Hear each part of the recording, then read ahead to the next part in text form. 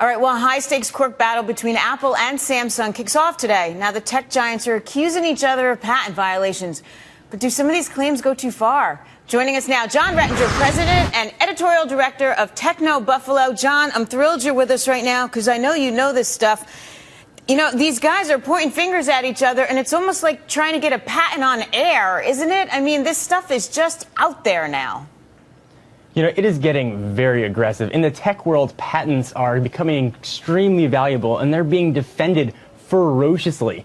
So what we have going on right now, actually starting today, is Apple versus Samsung, which really most are viewing as a proxy battle of Apple versus Google, which makes the Android operating system that Samsung puts on their devices.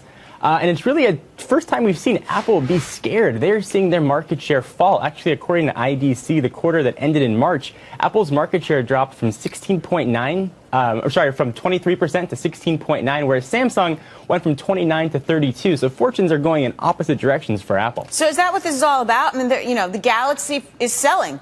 The phone is out there. You see it more and more.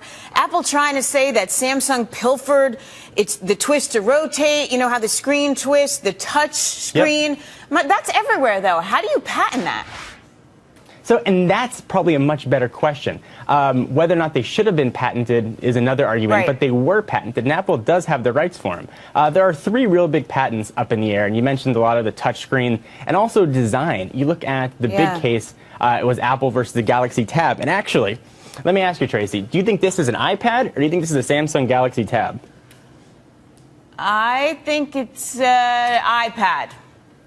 Probably not. So you'd be wrong. This is a Samsung Galaxy Tab. I fell for that. So you took a look at these. So you look at these two next to each other, an iPad here, a Samsung Galaxy Tab here. You know, there certainly are similarities between the two designs. So whether or not Apple has, you know, legal grounds, or whether or not you could say, well, what else can you do with the tablet? It's a screen. Right. You know, there's certainly arguments to be made as well. And I know Samsung trying to say Apple infringed on its 3G, on its MP3 playback. Yes. The crazy part to me, though, aren't they partners? Doesn't Apple use Samsung's products in its stuff? Yeah, so that's actually a funny part. Right. Samsung manufactures some of the processors that are in Apple devices. Now, they've been trying to move away from that, but there is Samsung's name inside of the components in all of their products. There's a lot at stake here, though, Tracy. We're looking at, between these two companies, over 90% of the mobile world profit and over 50% of the market share.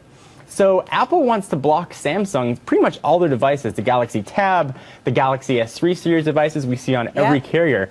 And they're looking for them to pay $2.5 billion in damages. I know. It's crazy. Jon, can you make a call? Which way do you think this is going to go? You know, I think if Apple felt that they had a weak case, they'd be looking for a settlement. Apple is aggressively pursuing this, which leads me to believe they feel very strongly about their case.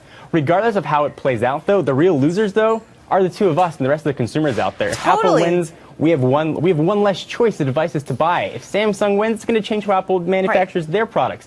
Regardless of who wins, we lose. We always do. Jon Rettinger of Techno Buffalo, thanks for taking the time and sharing your thoughts.